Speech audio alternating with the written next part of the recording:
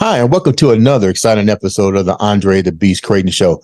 Today, we're going to talk about virtues and values, but not virtues and values as it pertains to adults, but virtues and values for our children. How do we instill that into today's generation? Because clearly, it was a key topic in my generation.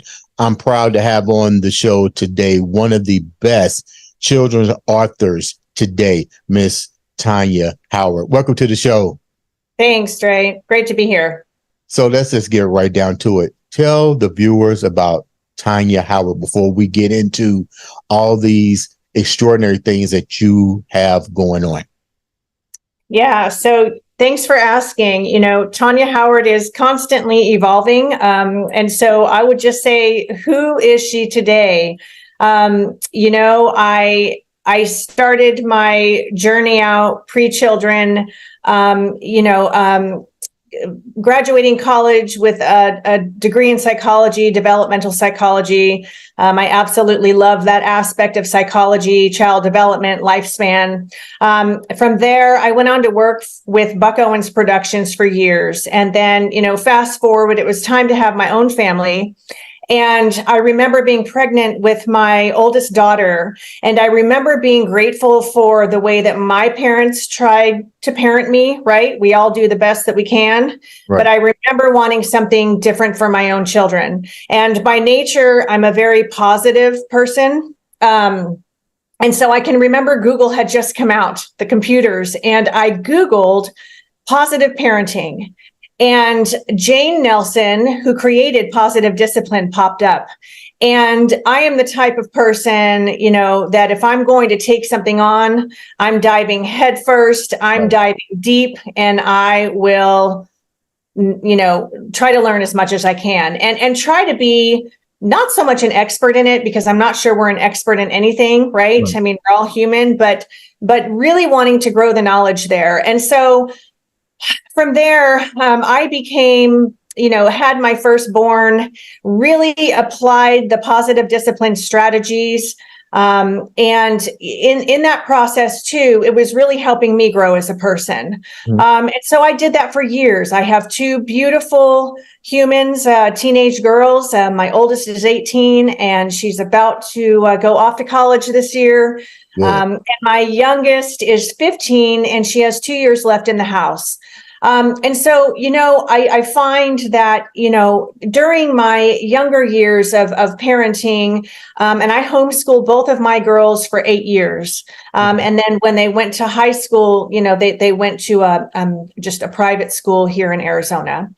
And I felt myself really start to grow as well in different areas of my life. I've always been an entrepreneur by heart. So, what I did is I crafted the way I made a living. I married it within my life because I still wanted to really be there with my girls and be available, but also keep growing in other areas of my life. So, I own a few businesses with my husband, and I also have my real estate license, and I hang it at Sotheby's and do a lot of investing.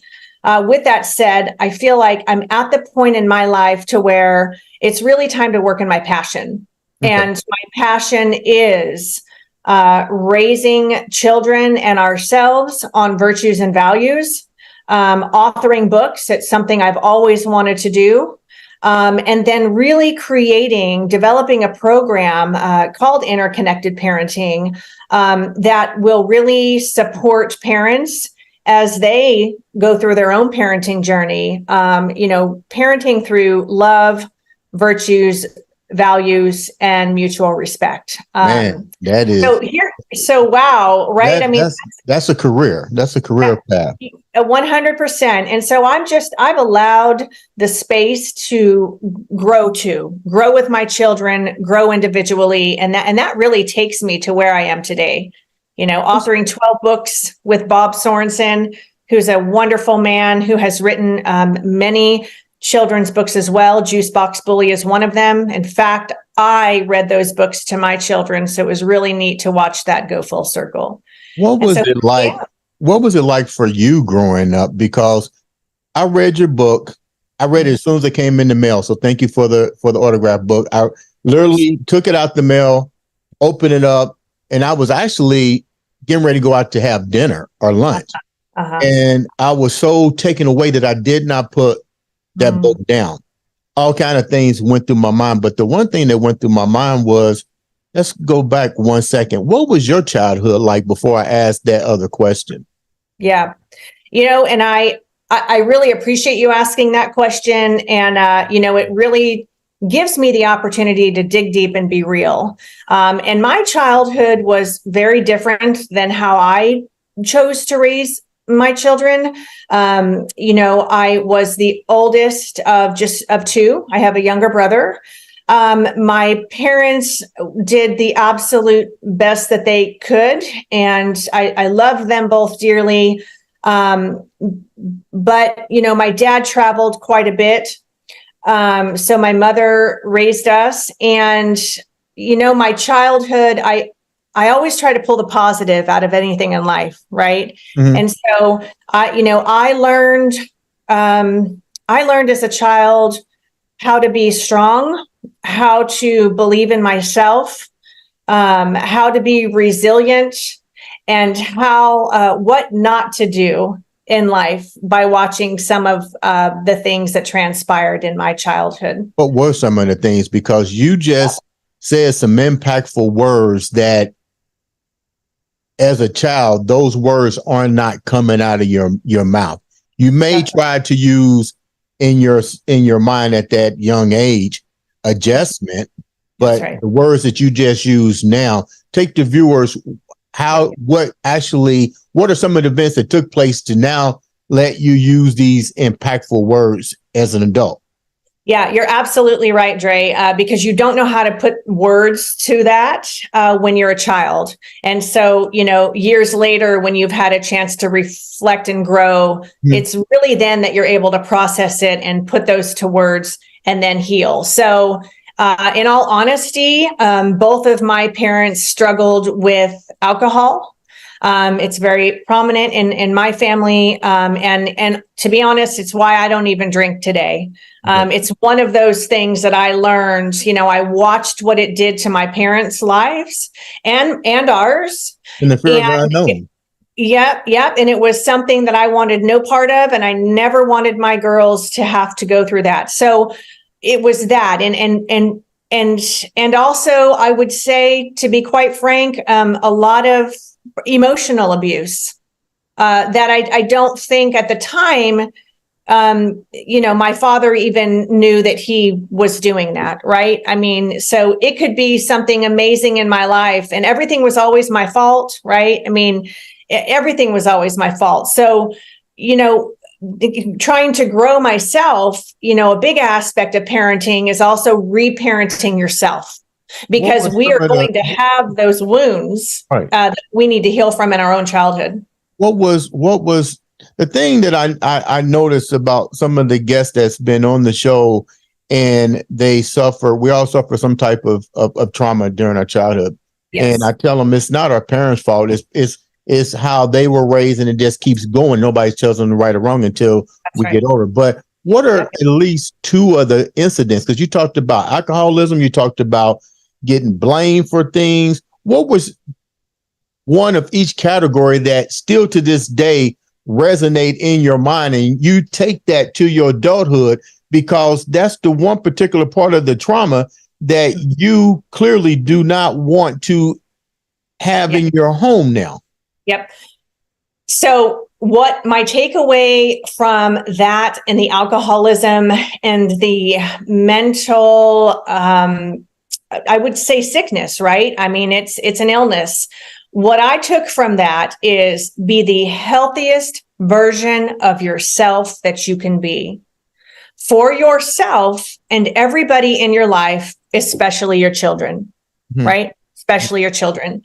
So that motivated me, Dre, really to, I can remember trying to figure this out on my own, all of the self-help books, everything.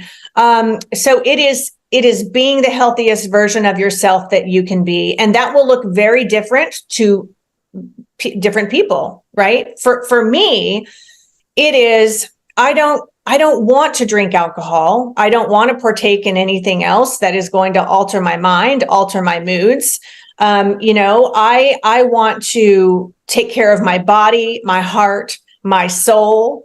I don't want to be perfect. I want to be human, but I want to continue to grow in a positive light and be the best person I can be, and to fight for the person that I'm becoming. Was there a network of help for you? And what age was this, and when did you actually recognize this isn't what you want? When I had my own children, Dre.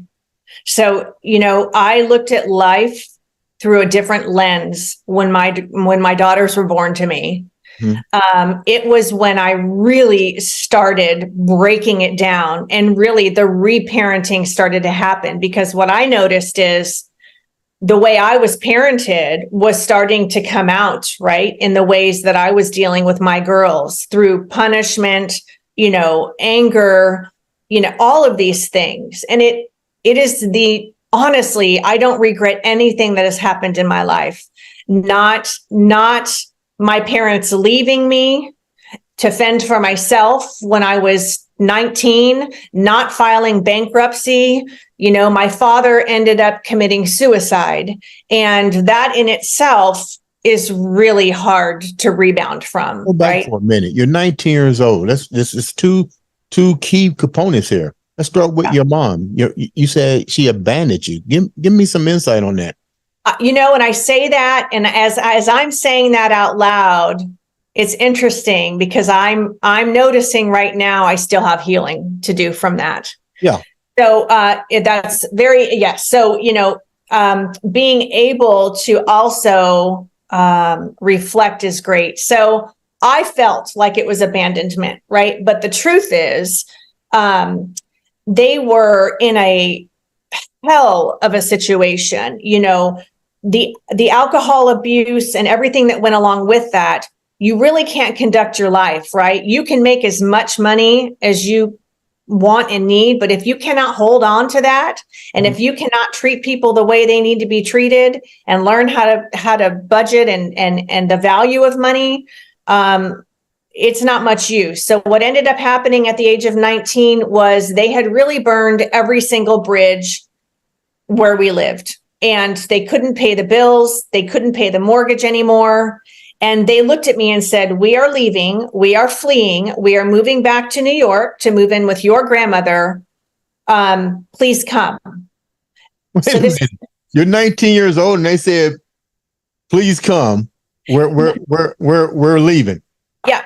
So and on top of that, yes, they had then put everything in my name. So because my dad wasn't, conducting taxes and everything well on the up and up, everything that we had was in my name. Well, what ended up happening is he couldn't pay that anymore. So I'm 19 years old. I have just filed for bankruptcy because I can't pay it. And bill collectors are now coming after you at 19 years old. Yes. Okay, yes. Keep going. Yes. Nowhere to live, but all I know is that I'm not going with them, because if I go with them, my life will never change.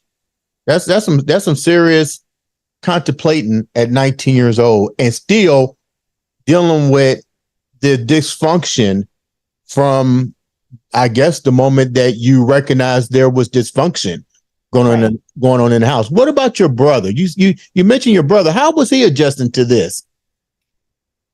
My brother chose to go. At that time he was 16 years old, right? And I understand that. He chose to go with them, and he stayed in that situation for a few years. And I would say 10 years later, actually, when I had moved on with my life and I had gotten through the bankruptcy and I had really learned to stand on my own 2 feet and support myself and rise above. And so by then I had married and had started our first business together. And my brother called me and said, I've watched what you've done with your life, and I need to be with you. I need to get out of this situation and live my life. And so he actually moved to California, where we were at the time, and started working with us and building his life up. And he is still with us today. Wow.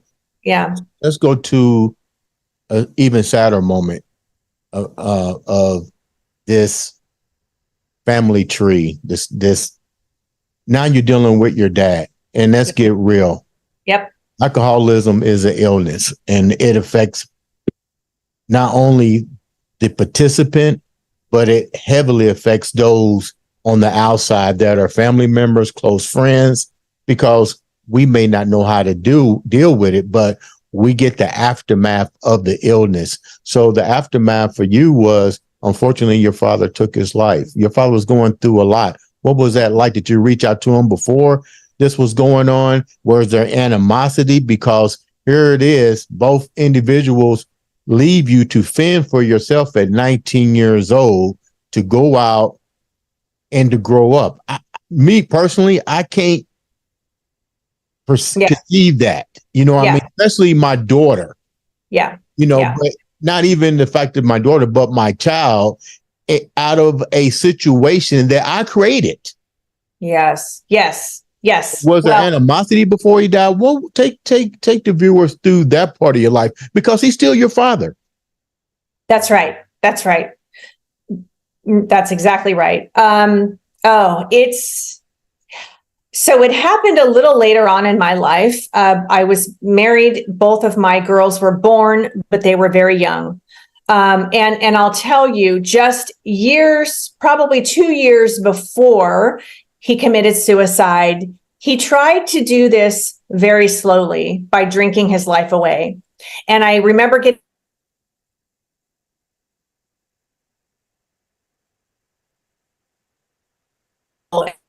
said he, almost died. So Dre, I fought my ass off to save his life. And I did that. And he was good for a year. And then, like with alcoholism, it's very hard to beat. It really is. Mm-hmm. And so I kind of had an inclination, I guess I would say, by the conversations that he and I had. I just said to him, it's clear that you don't want to live. And if you ever feel that way again, I just want you to give me the respect of somehow letting me know, and somehow letting me know what you want done with you. I don't want to go through life and have you fall off the face of the earth like you've done before and me not know. I just need closure. Right. And that was really, really difficult and bizarre conversation for me to have with my father. But we had it. And so, Dre, I can remember the morning. He lived out of the country at the time. And his assistant called me, and he was obviously distraught. I had just had surgery for what we thought was cancer. So I was already feeling, pretty raw. And he just said, your father has committed suicide. Why he was out of the country? Yes. Why was he out of the country? Because he couldn't, his credit and everything was so messed up in the United States? That's right. That's right. What part of the country did he wind up fleeing to? He was in the Dominican. Yeah. He passed away in the Dominican. Now you have to transport his body back to the States. Yes. Yes. And Dre, getting those, so obviously I just hit the floor, and it was unlike anything I had ever experienced. And, you talk about grief, and there's various stages of grief, right? And they're not linear. But I went through all of those stages. Why didn't he leave a note? Why didn't he say goodbye to me? Why didn't he love me enough to stay and get healthy? Right? It's all of those questions. And he had sent an email just days before, Dre, and all it said was, "I'm checking in to make sure you're alive." That was it. It The last. your mom and your brother, your husband, your children. How did they take this news? Yeah. So my children were young enough to not understand. Okay. I have always also been the backbone of my family, not just my family at home that I created, but also the family I came from. Okay. I was the sunny one. I was the one always rallying. I can remember my dad going into deep depressions and he wouldn't come out of his room. And here we go, like as a 15-year-old, you're writing a letter to your dad saying, "Please don't take your life." Like a 5-6 page letter. Like I can remember begging him to get well. So all of those feelings came up and it was like an avalanche to me. It really was. Yes. And not to mention the logistics, right? So my mother and my brother, it was very hard for them, but I am the one that had to take the reins and figure it out, just like I did with everything else in our life. Everything for my family's life. That's a lot on your plate. So you get ready, let's move forward a little bit. So all the trauma has subsided.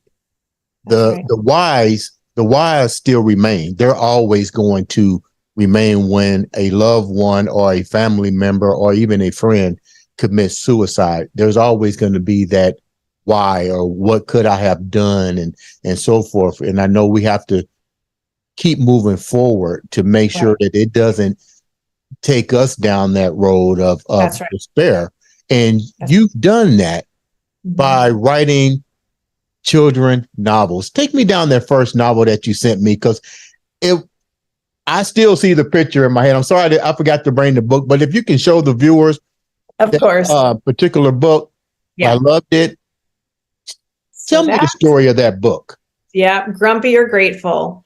So, again, I tell you, I have an incredible co-author, Bob Sorensen, and a mutual friend introduced us. We knew we were in the same arena as far as the parenting arena. He was affiliated with Love and Logic.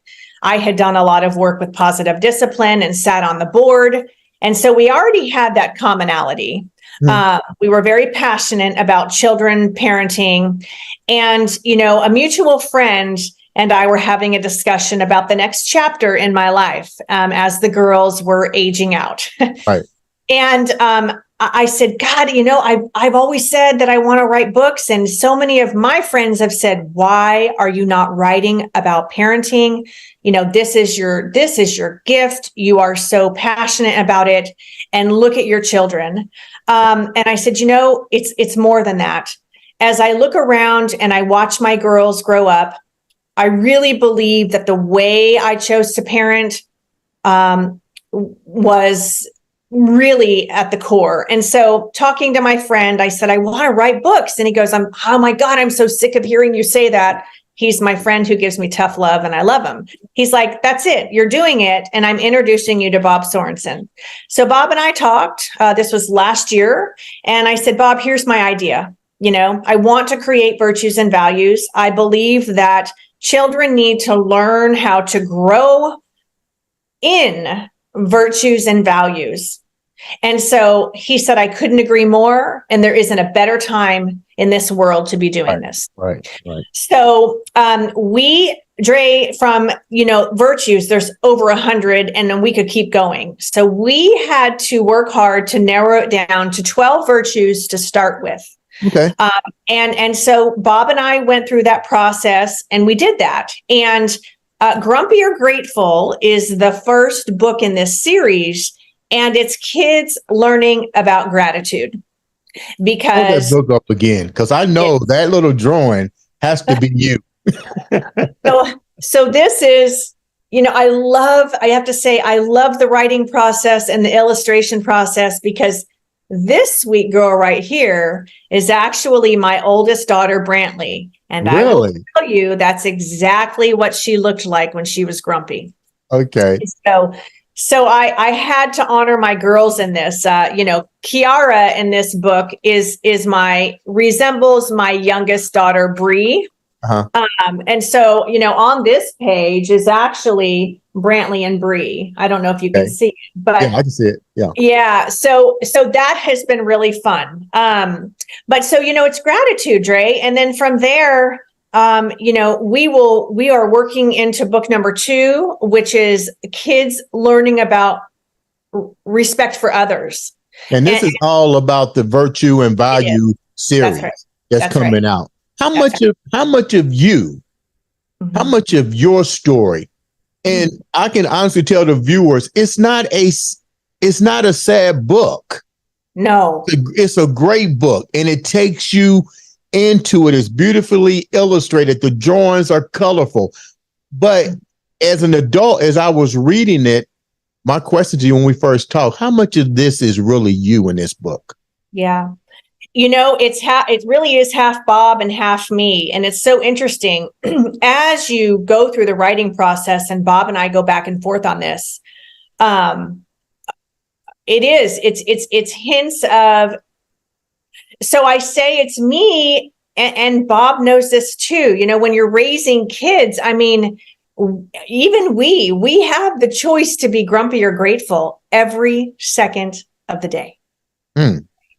And so, in this book, it resembles a lot of me, a lot of my girls, and him too, and what's awesome about this story and all of the stories in this series is these books aren't preachy. They are told in a very organic and fun way, and they're relatable to children. And by the way, adults. I can't tell you how many people have said, wow, I needed to hear that message. Thank you. Yeah, it was actually a great book. The first thing I said when I got done reading it was, I told my nephew Tristan, I was like, this is a good book for Kennedy. It's I was just overwhelmed by it. My next question to you, explain what's going on with a new venture that you got going on, the Hummingbird.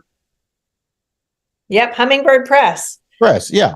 So, Dre, it's kind of how I work. And here I said in the beginning, anything I do, I'm going to do it. I'm going to dive in. I'm going to figure it out. And so Hummingbird Press just kind of happened because as I learned more about, the journey of authoring, publishing and things like that, I thought, well, gosh, why am I just not opening up my own publication company? Right. Why am I not doing that? Why not learn it? Why not just go for it? And so I did, Dre, and Bob was like, yeah, I'm not surprised, Tonja. Of course you did. And so I launched Hummingbird Press, and I have to say, the Hummingbird in itself, it was a message. I've always loved hummingbirds. I love what they symbolize.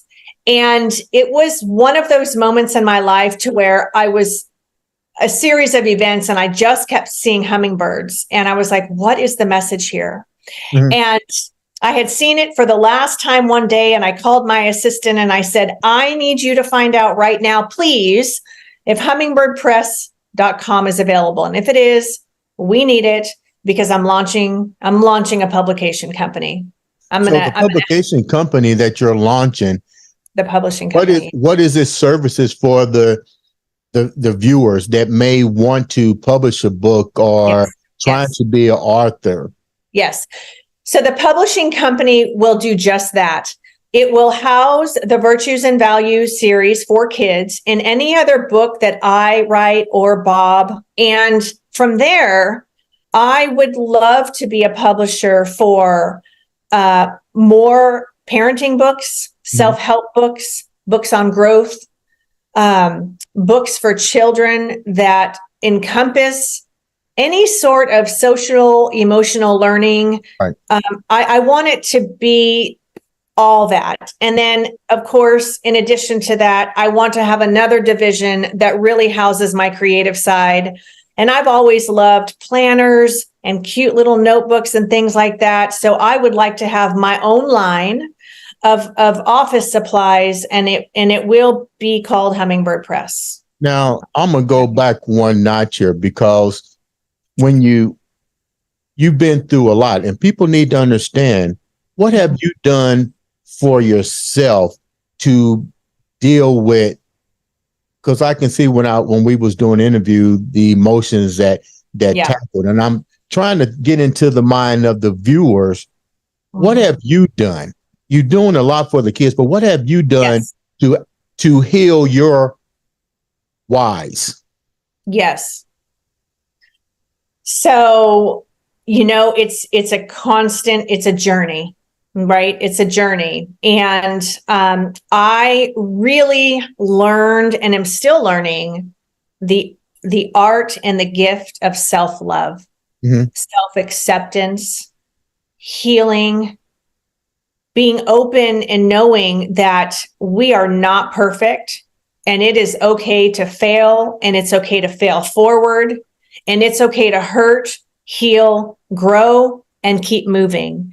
So for me in my life, for the longest time, I felt really guilty trying to pour any love into myself.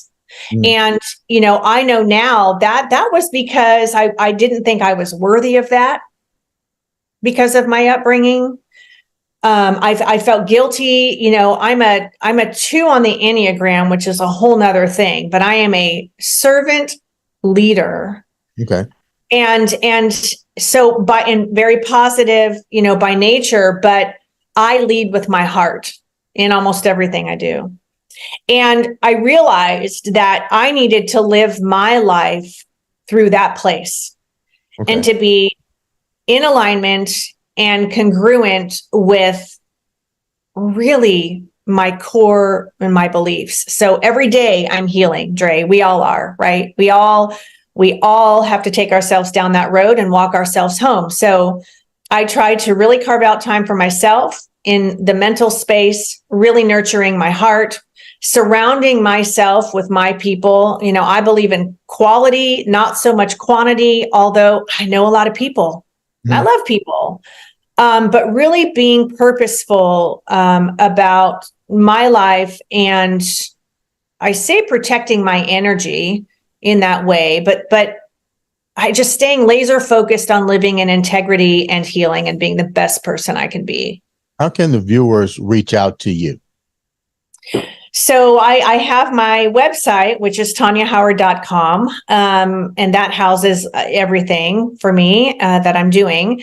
And then, I'm on Instagram at the Tonja Howard. And then in addition to that, interconnected parenting, which is another venture of mine, is there. I asked you about that. That's okay. There's a lot to cover. And then Virtues and Values for Kids is also on Instagram, and that's the handle. And that will house all virtues and values for kids, tips, and then it will also keep everybody updated on the series. Sounds like a winner. Leave the viewers, the parents, the individuals that went through the same type of situation that you've been through. You're now writing a book to inspire, to educate, to empower individuals to be the best parent, not the better parent, but the best parent, and to recognize that parenting isn't easy, but you have a responsibility with your kids. Leave them with something positive. Yeah. So that's emotional for me because, I would urge everybody to be the best versions of themselves that they can be, and to live the best life that they can through the place that resonates with them most. And if they can parent through love, virtues, values, connection, and to be open to growing along with their child. And don't be afraid to swim upstream, right? Like I say that all the time. I mean, you've got to go and do what feels right for you. And I would just say, stay true, stay true to your inner compass and live through that, by that.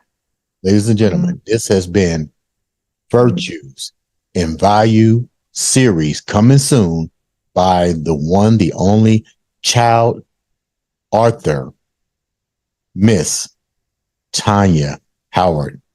Thank you for being on the show. This has been another exciting episode of the Andre the Beast Crayton show. Thanks for having me, Dre.